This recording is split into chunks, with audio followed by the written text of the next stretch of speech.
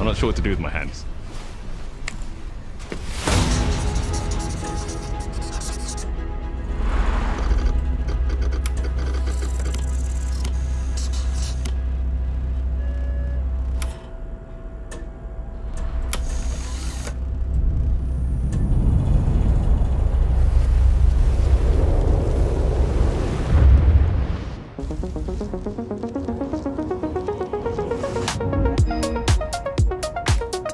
Welcome to this world-first look at Forza Horizon 6.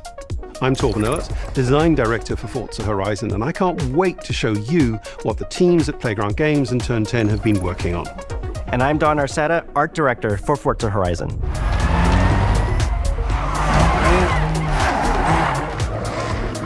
The Horizon Festival is a celebration of beautiful cars, hit music, and breathtaking locations around the world. And now we're taking you to the place we've wanted to visit for a very long time, Japan. We designed a campaign that really focuses on your journey. You don't start as a superstar of the festival or a racing champion or even a rookie. You'll start out as just a tourist in Japan. Your first goal is to join the Horizon Festival by completing the Horizon qualifiers. After that, you'll rise through the ranks, unlocking wristbands as you complete races in faster, more exciting cars. At the end of each round, you must prove you're ready to move up by completing spectacular events to unlock your next wristband.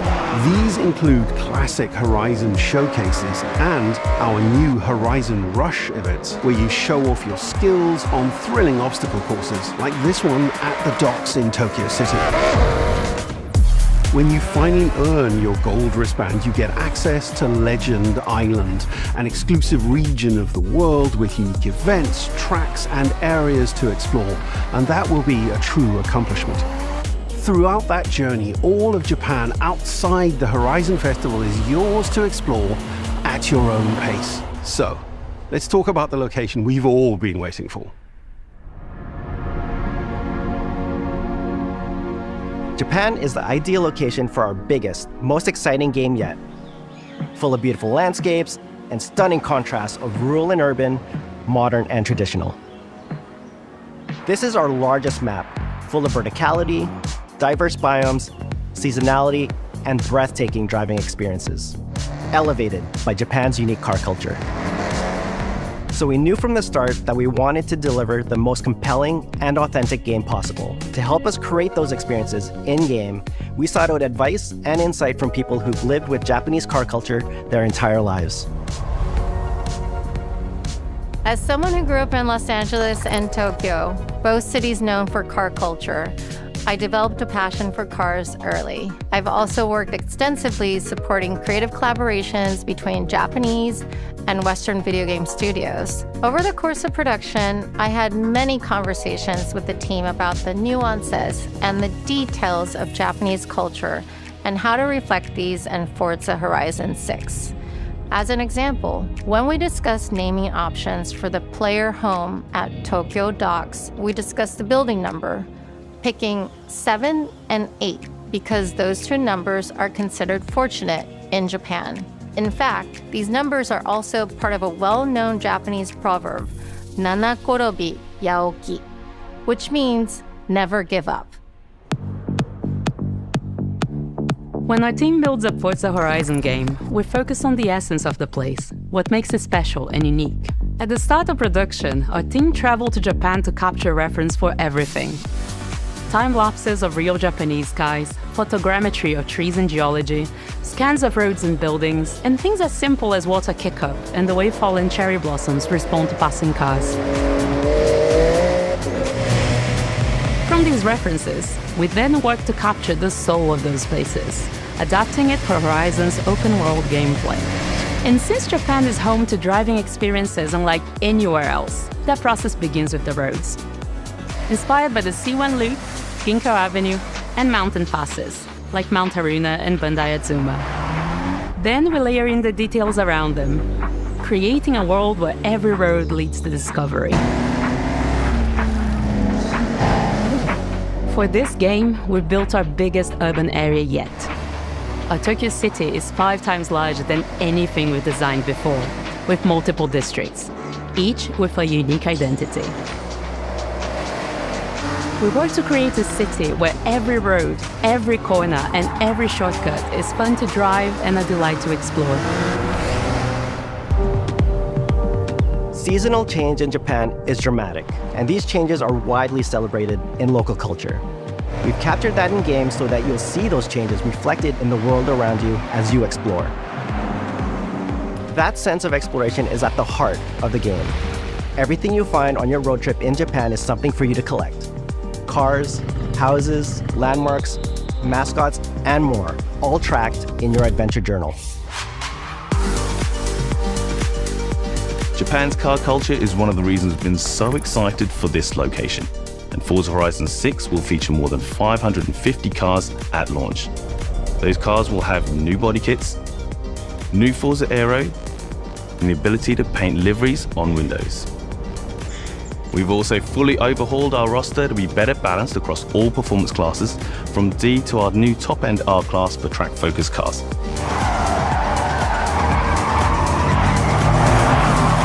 We've improved how each car is affected by the world, for example with new cosmetic tyre wear so each car responds authentically as you rack up the miles on those iconic Japanese roads. With more cars on day one than ever before, we've also created new ways to expand your car collection as you explore. Parked on driveways around the world, you'll encounter our new aftermarket cars. They're always bargains and include some extremely rare and unique cars to show off in your garage. We're not just bringing classic JDM to life, but also showcasing some of the newest, most exciting cars in the world. And Forza Horizon 6 cover car is one of them.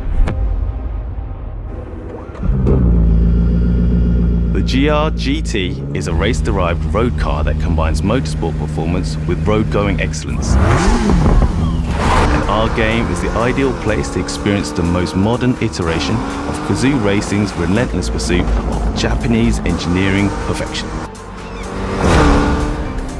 Our cars sound better than ever, with greater detail and remastered audio, all brought to life by new acoustic modeling technology, simulating the soundscape of the world.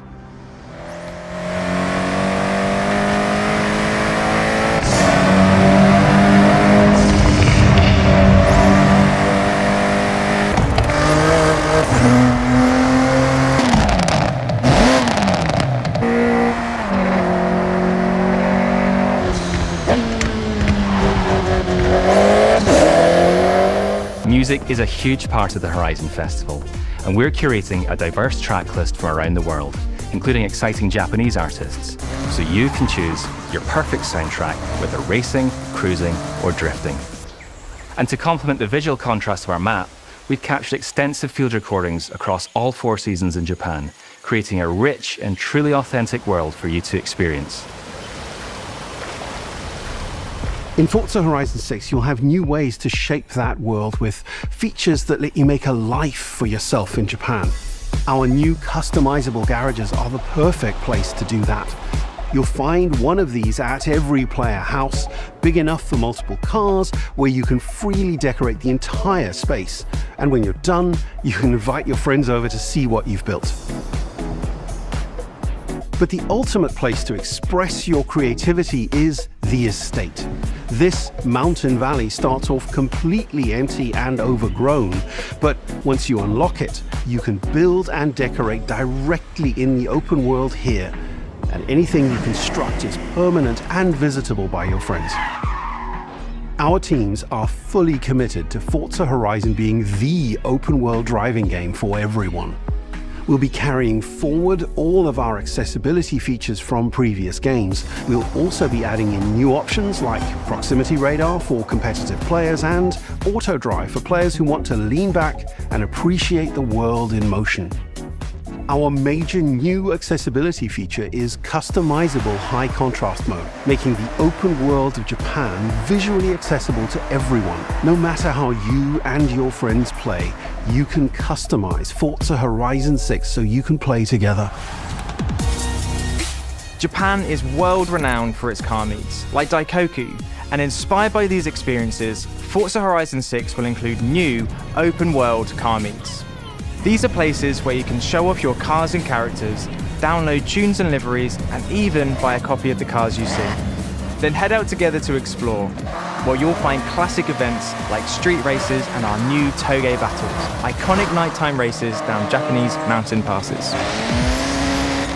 There's more to do in the open world than ever before, with new shared experiences like Horizon Time Attack circuits. These are seamlessly part of the open world, with no loads, no matchmaking, just a truly social experience with you, your friends, and the in-world leaderboard. Playing together is easier and more rewarding than ever.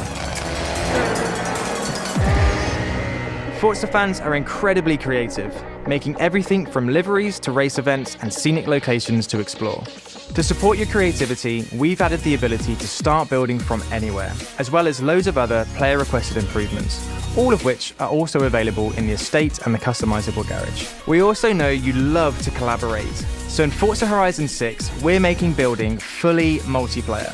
In Horizon Collab, you and your friends can build anything you can imagine together. From everyone here at Playground Games and Turn 10 Studios, we hope you've enjoyed this first look at some of the new features we've been working on, and that you're as excited as we are for the game. We'll be launching on Xbox and PC on the 19th of May. If you're a Forza fan on PlayStation, we'll be welcoming you to Japan later this year when our PlayStation version is ready. For now, though, stay tuned for more updates about the game over the coming months, and thanks for joining us. We can't wait to see you in Forza Horizon 6 as we discover Japan together.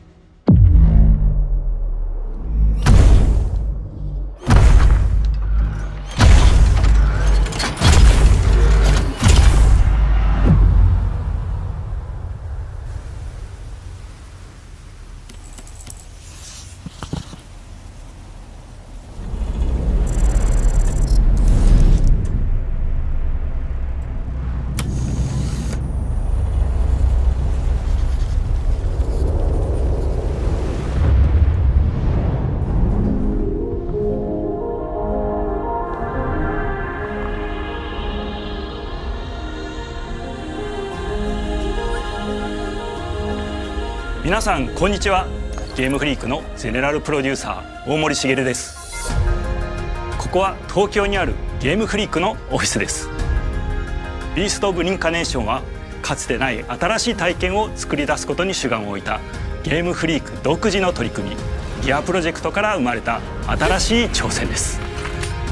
これまでもポケットモンスターシリーズのほかソリティバ、ギガレッカーなどさまざまなオリジナルゲームタイトルを世に送り出し、常に新しいアイデアや世界観の構築に挑戦しています。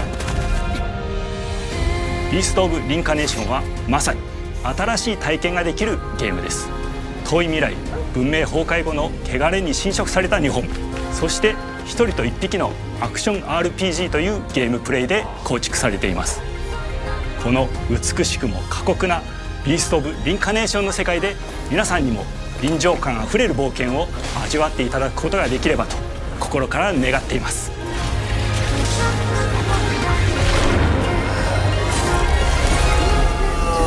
ここれまではポケットモンスターシリーズでバトルプランナーやサウンドマネージャーを務めてきました。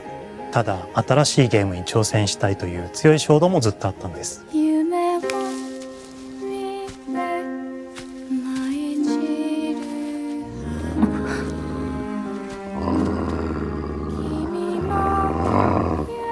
最初は黙々とそのゲームで得られる感覚を自分の心に問いかけることから始めていました。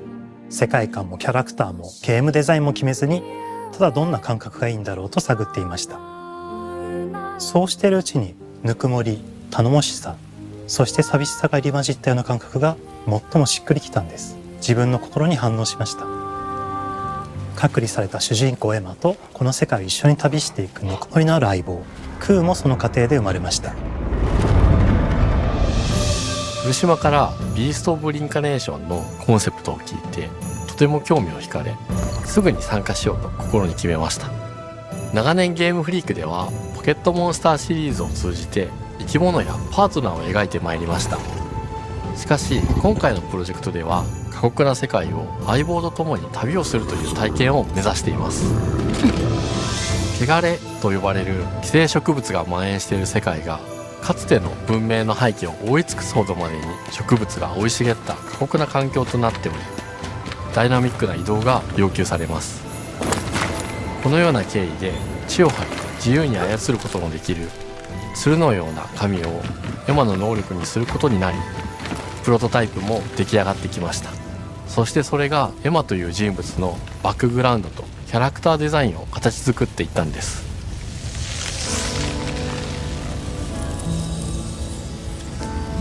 これまでゲームフリークは動植物や自然と真摯に向き合ってきました。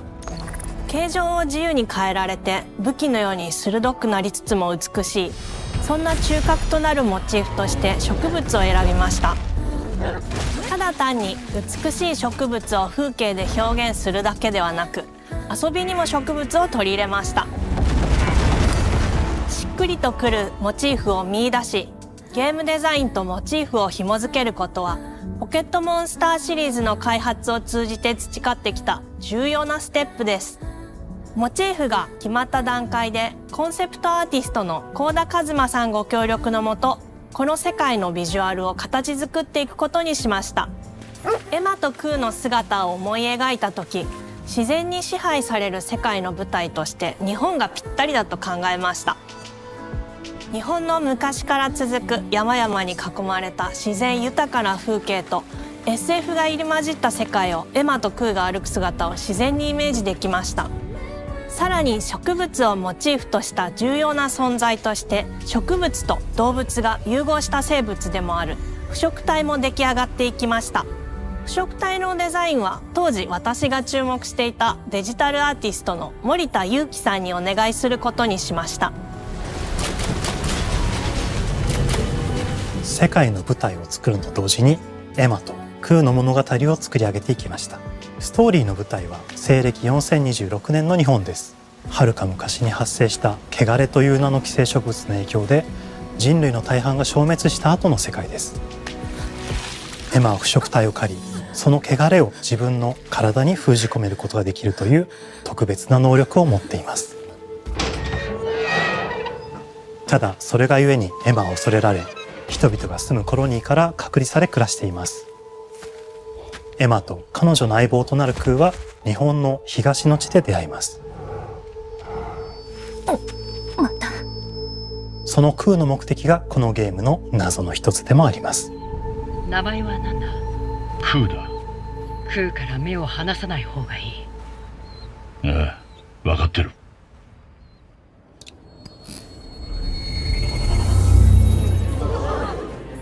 封じ後エマ、お前に輪廻の獣討伐の命を出す。都に迫る輪廻の獣を討伐するにはエマとクーの力を強化していく必要があります。そのためにこの世界に存在する強力な腐植体主を討伐し、その力を取り込んでいくことになります。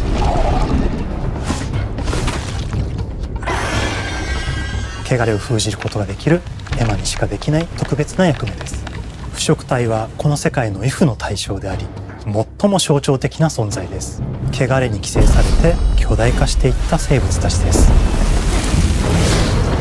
エマとクーが戦う強力な敵です。腐食体は汚れを吐き、その巨体で世界を蹂躙していきました。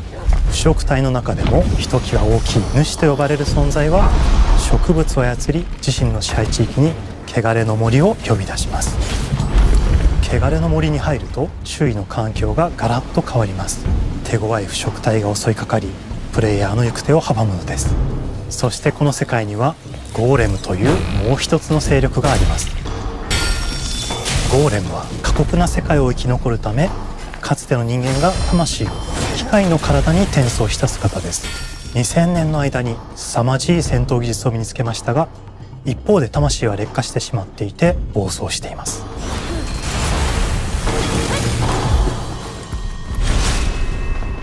エマとクーはさまざまな人物と出会います。長い旅をサポートするブラッド、カグラであったり、あとはクナイというエマと同じように腐食体を連れた剣士とも巡り合います。とどめはきちんとさせる。エマとクーは同じく汚れの力を宿していて、互いにその力を影響させ合いながら戦います。例えばエマが敵の動きを見極め攻撃を受け流すと、クーに力がたまり開花技という強力な効果を持った技を発動できます。そして開花技を放てば、さらに次のアクションの選択肢に幅が広がります。例えばある開花技を使うと、エマは彼岸花の大輪を咲かせ、その大輪に跳躍して兜割りを行うことができます。また別の開花技を使えば敵を縛り、エマの強力な闘技を敵に叩き込むことができます。開花技の選択中は時間がスローになり、考える時間が生まれます。ターンベースの RPG コマンドのように考えることになります。スキルを磨くほどにエマとクーの連携は研ぎ澄まされていきます。互いに補い合う関係で2人は常につながっているんです。エマとクーにはそれぞれスキルツリーがあり、エマが行動すればクーに影響を与え、クーが行動すればエマに影響が与えられるようにしました。またエマとクーの親密度が上昇するにつれて装備できるスキルも多くなります。様々なスキルを組み合わせることで独自のプレイスタイルを作っていくことができるんです。さらにエマとクーを結びつける霊秘石や、エマが受け流しを行った際に発動する刀の効果を重ねていくことなどで、より奥深い戦闘ができるようになっています。遠距離だけで戦う人もいれば、ステルスだけで戦う人もいますし、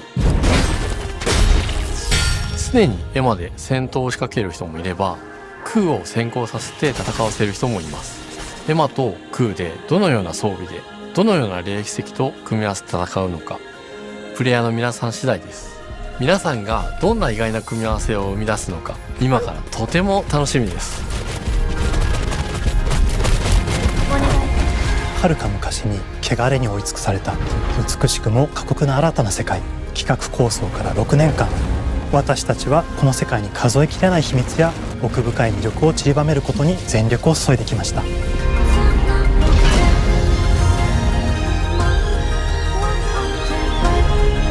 すべてのプレイヤーの皆さんにビースト・オブ・リンカネーションの世界を体験していただける日が待ちきれません。本作は今年の夏 Xbox、PC、そしてプレイステーションでリリースされます。さらにビースト・オブ・リンカネーションは発売初日から Xbox ゲームパスでプレイ可能です。ぜひウィッシュリストにご登録ください。ゲームフリークが挑む渾身の新作、どうぞご期待ください。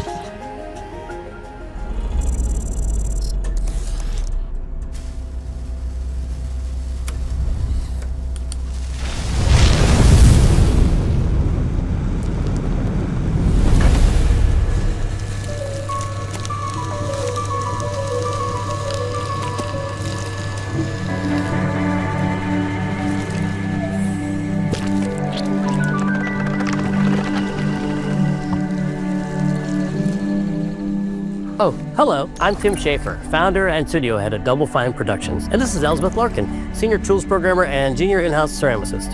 At Double Fine, we try to take a little time every so often and create quick game prototypes. Anyone in the company can pitch a game idea, and we have a vote on which ones we want to try to make. We forget the projects we're currently working on, basically get amnesia, and we do this for 2 weeks. That's a fortnight. And we build a few of these experimental game prototypes. We call this process Amnesia Fortnight. We've had all sorts of great ideas come out of this process. It's just like this clay. With a little bit of pressure and creativity, something interesting is created that wasn't there before. Our next game came out of Amnesia Fortnight. It's all about encouraging you to create with others, and then use what you create to destroy each other.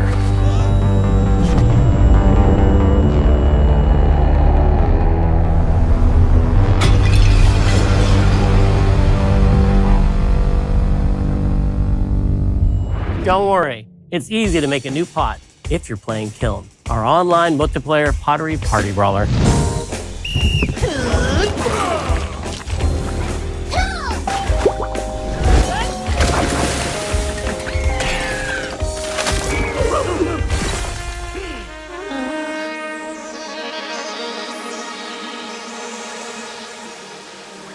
We love to explore new and original ideas here at Double Fine, alongside last year's Weird But Chill game Keeper, featuring surreal and dreamlike exploration.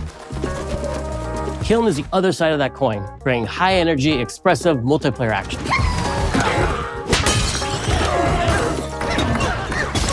You'll get a chance today to see how we're continuing to foster our spirit of creativity with this next game. Derek Brand spearheaded this pitch, and he's here today to talk about this fully realized Double Fine experience he's leading with his team. Kiln is a multiplayer party brawler and is just as much about the act of trading with your friends as it is fast-paced competitive destruction.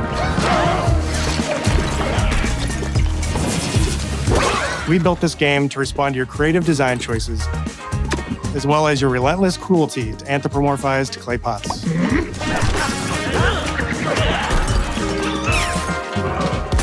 I've spent my career as a concept artist, focused on coming up with unique characters and environments at Double Fine. But I also play a lot of action titles, which got me wondering, what would a game look like that included not just the cathartic element of destruction and action, but the equally cathartic act of creation I was familiar with as an artist? I stumbled on the answer one day: what better solution than a pottery wheel? We wanted to give players the ability to create characters out of any shape and to make sure that what you make has a charming, animated personality. You start off as a little helpless, naked spirit. You're not capable of much in this state. Thankfully, you are capable of manipulating clay, and a pottery wheel is the perfect place for the creation of a new body. And when it comes time for destruction, those shapes needed to translate into capable fighters. Pots that can compete in challenges in a way that only pots can. Our game mode, Quench, brings all of that together in a 4v4 combat party atmosphere. You and your friends need to balance your pot's shape and abilities with its capacity for carrying water into enemy territory. Here, you'll navigate through the environment with your team's unique creations. Avoid or destroy incoming enemy warriors. And of course, fill your pot up with water to ultimately douse the enemy's kiln and win the game. Got him once. Now keep at it.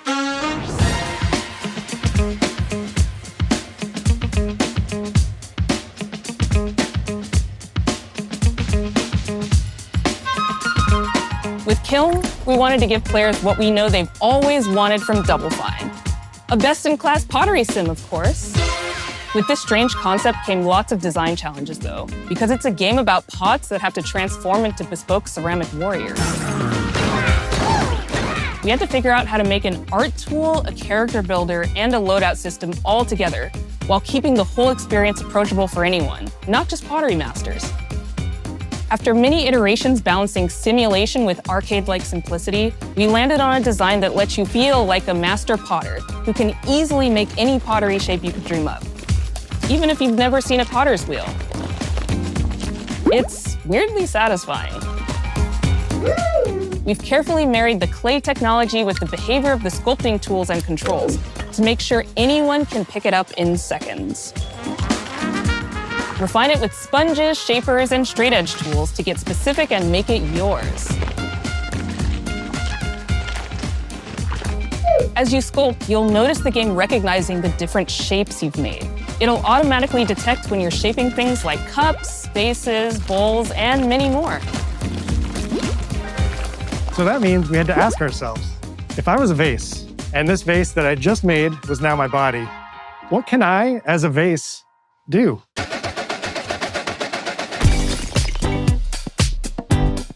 Every pot and kiln needs to have a core set of moves fit for a warrior. To run, jump, attack, and roll. They also must have moves fit for a pot to fill up with water and then splash that water out. Each shape has its own unique way of performing these moves. And because your shape matters, the animation team has taken on the challenge of bringing those different pot shapes to life in surprising ways. In addition to these core moves, each shape also has its own special attack, which we push to be the most fun and over-the-top moments in the game. Cups popping popcorn,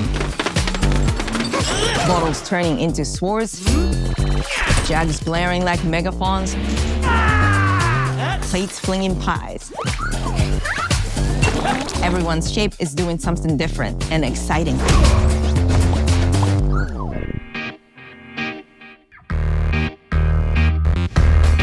As you fight over the water on the battlefield and try to extinguish your opponent's kiln, Down.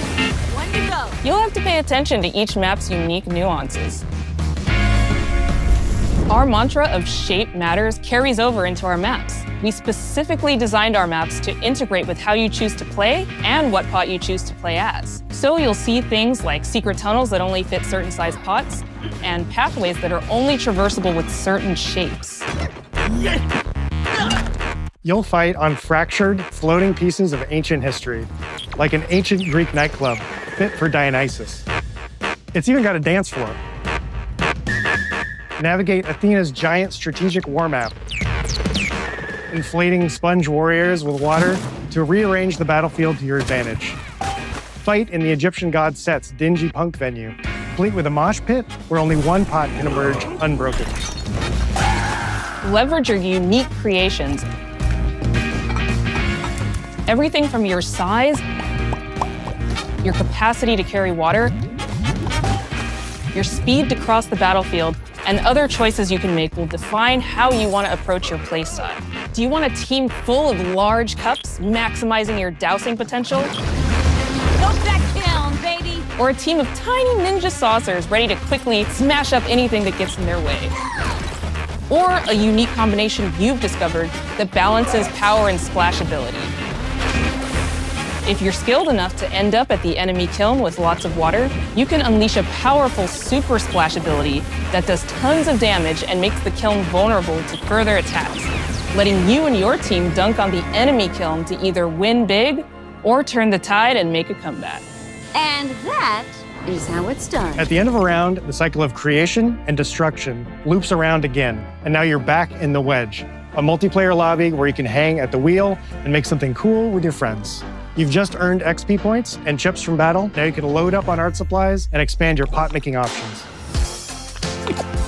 I think of the game being so much about the fighting, but when people play it, they just want to create all day long.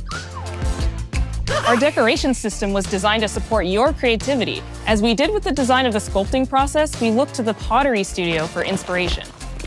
We found ways to translate the experience of adding spouts, lids, and handles, as well as glazing to kiln. Every design choice we made ultimately serves the goal of enabling a near infinite range of possibilities. We can't wait to see what your favorite designs are. It's all about my pizza party themed small jug. It becomes a drill that can dive under enemies, and it pops up with a special delivery of destruction.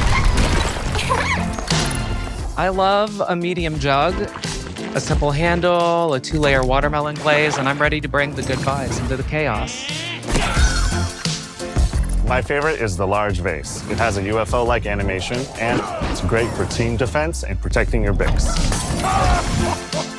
Hands down, the best pot shape is a small bowl.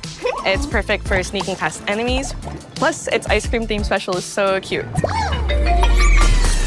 One of my favorite warrior pots has to be the medium base. It's decently fast for invading enemy players and matches. The decorations really make it shine. A curved elbow spout, cupid's handle, some spiked charms with a rainbow glaze, and one butt sticker. You can't go wrong with butt stickers. My favorite pots use the absolute most material possible to make the biggest pots possible. I call it tiny. Whichever pot you decide to create, whether you're a budding artist or a seasoned gamer, you'll be fulfilling your pottery power fantasies when Kiln launches in spring 2026 on Xbox, PlayStation, and PC. This is just the beginning of the Pottery Party as we bring regular updates throughout the year with expanded decorations, new activities and game modes, and much more.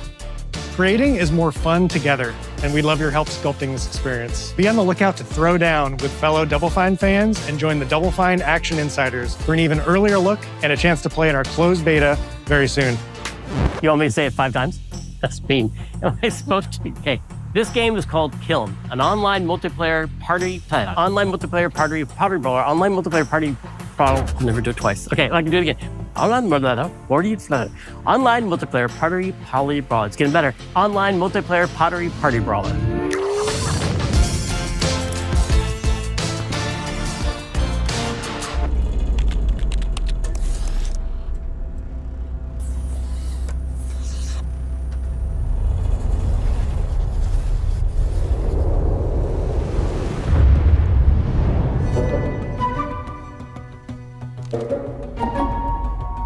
Hi, welcome to Playground Games, where I'm thrilled to share our very first deep dive into a game we've been making here for a really, really long time, Fable.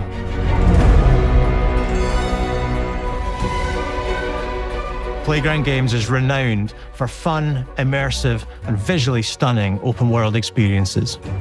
Since 2010, we've been developing the Forza Horizon series right here in Royal Leamington Spa, a charming little town in the middle of England. As Horizon has grown, so have we. Over the past few years, we've built a new team to carry that reputation into a new genre that we are incredibly passionate about. Fable is Playground's first open-world action RPG, and we couldn't be more proud to be carrying on the work of the legendary Lionhead Studios, the original creators of the franchise. And although our game is a new beginning, I think what we're making is really faithful to the spirit of the classic Lionhead trilogy that we all love. At the heart of our game is a simple, recurring question. What does it mean to you to be a hero? Our game is about choices and their consequences. It's packed with action, drama, British humour, moral dilemmas, and quite a few chickens. All of this combines in a fairy tale which could only be Fable. In classic Fable fashion, you begin the game as a child, growing up in the sleepy rural village of Briar Hill. It's here that in a moment of extreme danger, your heroic powers first emerge, and we discover that you are Albion's first hero in a generation. But not long afterwards, disaster strikes, and the people of your village, including your beloved grandma, are turned to stone by a mysterious stranger. Suddenly alone in the world, you'll set off on an adventure which will change Albion forever. Venturing out into the world is a huge moment because this is Albion like you've never seen it before. Idyllic rolling hills, magical forests, bustling villages, sleepy hamlets, oversized vegetable patches, and stunning vistas.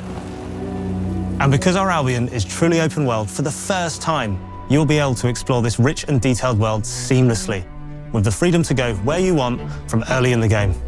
We can't wait to welcome you back to Albion's iconic capital city, Bowerstone.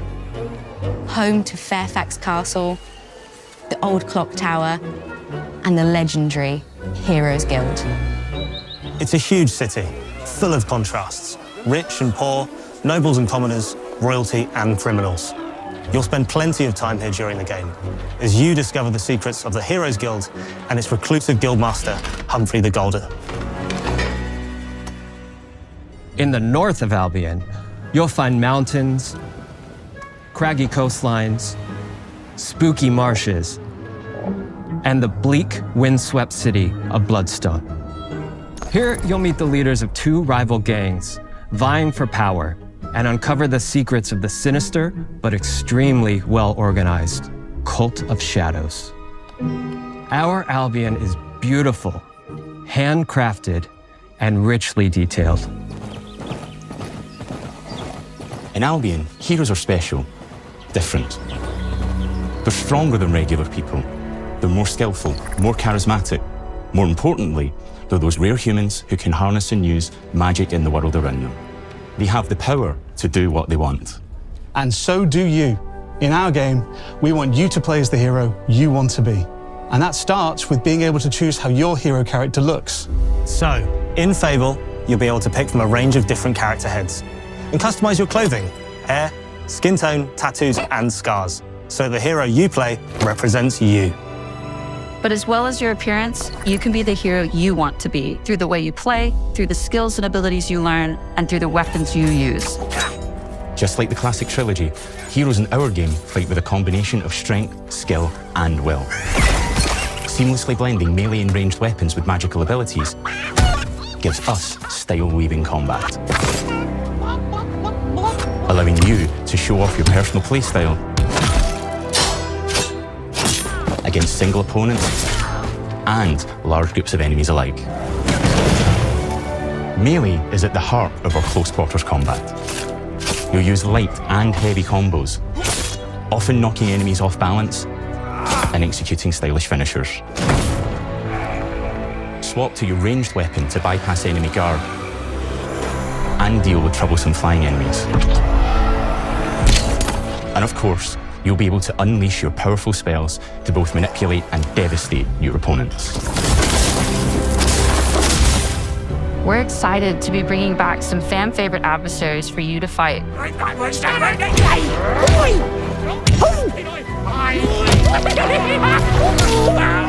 Hobbs are back, as are Balverines, Hollowfolk, and Trolls.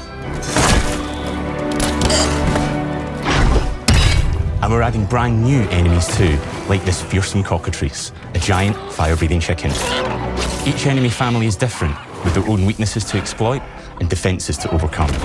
But with all the unique tools in your combat toolbox, how you defeat your enemies is up to you.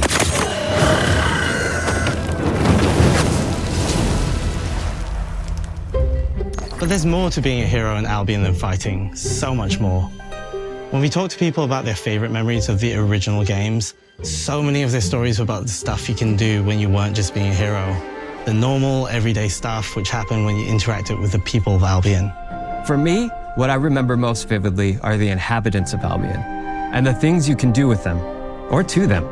The crazy thing about the classic Fable games was that in the middle of a sprawling RPG was almost a complete other game where you could just mess around with the villages and townsfolk. And we've built that same experience in the middle of our game too. Buying a house, getting a job, making some money. Romancing a villager, getting married, having kids. Fancy a date? Perfect. You can get to know me better. Buying another house. Buying every house in Albion. Buying every business in Albion. Getting rich. Marrying a bunch more people, having a bunch more kids, probably getting divorced along the way for good measure. And this game within a game is unique to Fable. It's systemic, interconnected, and you see the ripple effects of the things you do everywhere you go. And all of this revolves around the people who live in Albion, who we call the living population. There are more than 1,000 of them, and every single one is unique. Each of them has a name, a role, a daily routine, and their own personality. You could follow any one of them for a day and just watch them live their life. They'll get up, go to work, spend some leisure time on hobbies, then go home to bed. But what's even cooler is that you can talk to every single one of them in fully voiced conversations and interact with them in loads of different ways. Maybe the job they go to is working for you because you hired them to work in one of your businesses. Hey you, working hard? How can I help you, boss? Maybe the bed they sleep in is in a house you own because you're the landlord. Or maybe their bed is on the street because you evicted them. All right. Oh, it's you. You're awful. And all of the stuff you do affects what they think of you. You're a legend. Because everything you do builds your reputation. Very impressive. Now that's an hero right there. Morality has always been super important to Fable. That tension between good and evil underpinned all of the original games. And morality is central to our game too. But we have a slightly different take on it. For us, morality isn't black and white. There are lots of grey areas. And importantly, morality is subjective. No two people see things exactly the same way. And that's how it works in our game too. Everything you do earns you a reputation. And every person in Albion will have a different reaction to you as a result. Hello there. Yeah, we get it. You're rich. They'll remember things you did directly to them, they'll love you or hate you for the choices you make, and they will always tell you why. Although, usually from a safe distance. Our game will never judge you, but the people of Albion will, loudly. Imbecile. Your reputation is created by the choices you make, and you are going to make a lot of them. Big choices, little choices, moral choices, and some choices that will actually change the landscape of Albion for the rest of your game.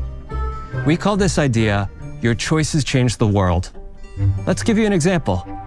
Early in the game, you'll meet a character named Dave, an egotistical gardener in a rural village who discovers a magical growth formula.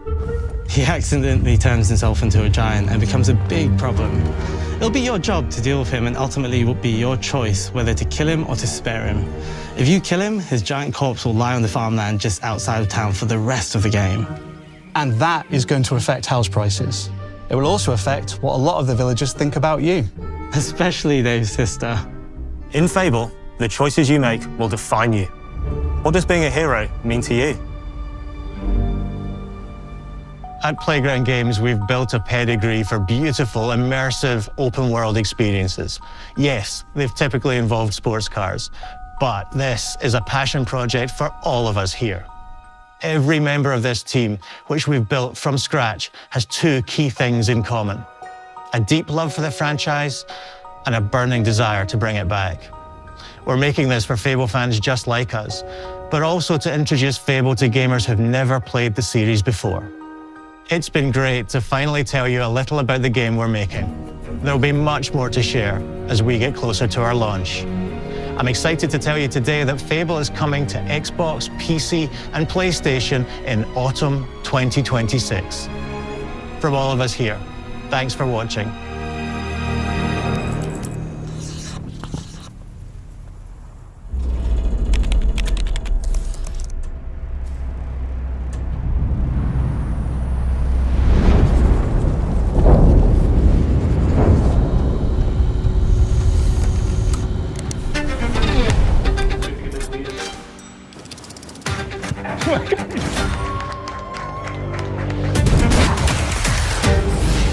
This is a multiplayer party brawler and is just as much about the act of trading with your friends as it is fast-paced competitive destruction. Japan's car culture is one of the reasons we've been so excited for this location.